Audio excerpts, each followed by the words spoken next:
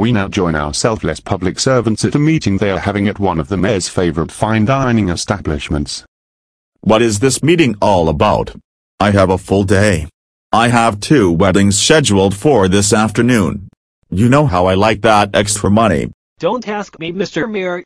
Our difficult female council member called this meeting. I don't like her, but since you made sure the meeting was at a nice restaurant, I didn't want to pass on the free meal. I asked for this meeting. I am concerned about Beachwood's wasteful spending, and the massive level of debt the city has built up in the last decade. Oh boy. Although we got rid of all council members who dare to talk about things we like to keep quiet and unknown to the public. I am sorry, but these things are very important. By the way, why are we having this meeting at an expensive restaurant? Why couldn't we just have it at City Hall? Another dumb question. Yes, I have a very nice office, but why have it there when we can get the sucker taxpayers to pay for our lunch? They have an amazing $20 cheeseburger. It is to die for. But there is no way you are ever going to see me paying for it with my own money. I am concerned that in the decade of 2003 through 2012 the city's debt increased from under 4 million to over 18 million. You don't even know the half of it, little lady. As part of the deal to get Eaton to relocate, Beachwood is responsible for paying back an additional 22 million in bonds. How can that be? I didn't see that extra 22 million in debt on our balance sheet. Well, technically the Port Authority floated the bonds because we couldn't without ruining our bond rating. However, the deal is that Beachwood is responsible for paying it back.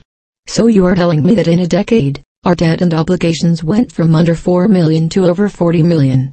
It is a good thing the public doesn't pay close attention to things like this.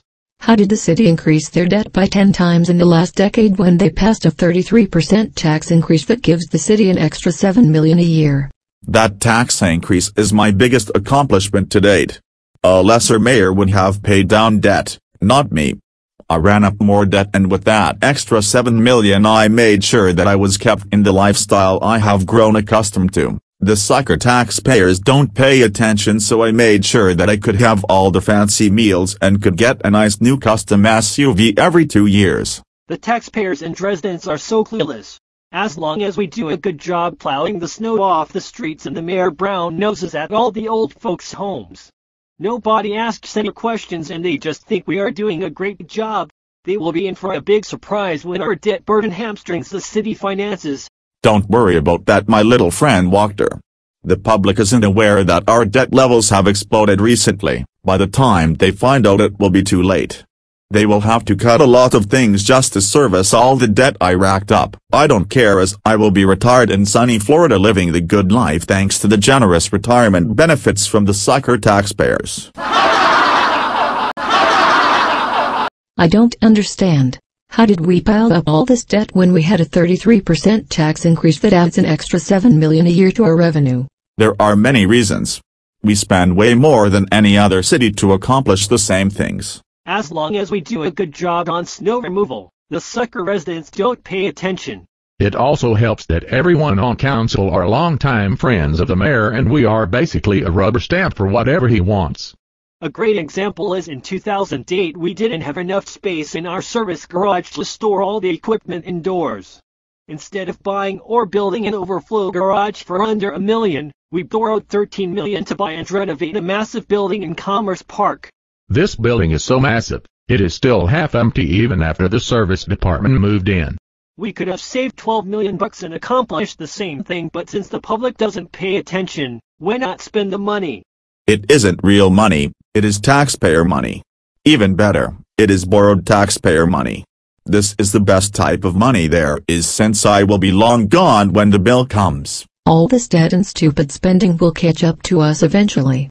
In 2013 we spent $250,000 on heated sidewalks at City Hall.